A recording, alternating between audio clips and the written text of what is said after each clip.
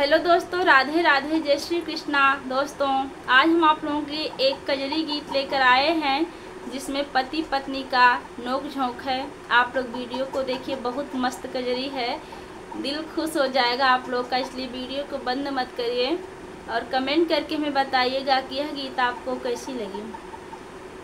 धनिया खोला तनिके मड़िया, हम भी दसमा जइबै ना कि धनिया खोला तनिके मड़िया, हम भी दसमा जइबै ना। जऊ तो रजऊ हे विदेशवा जइबा ना कि हमरे भैया के बोलवादा, हम नहीं हरवा जइबै ना कि हमरे भैया के बुलादा, हम नहीं हरवा जइबै ना।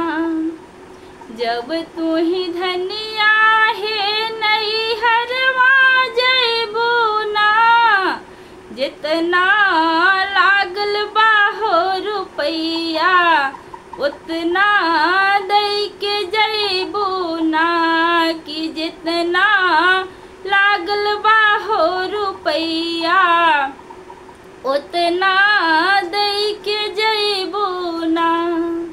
जो मोरे रजऊ तो रुपैया ले बाना कि जैसे भैया की हाँ हम रहली वैसे कई के भेजबाना कि जैसे भैया की हाँ हम रहली वैसे कई के भेजबाना।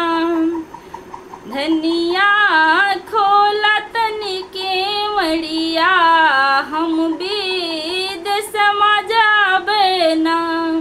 धनिया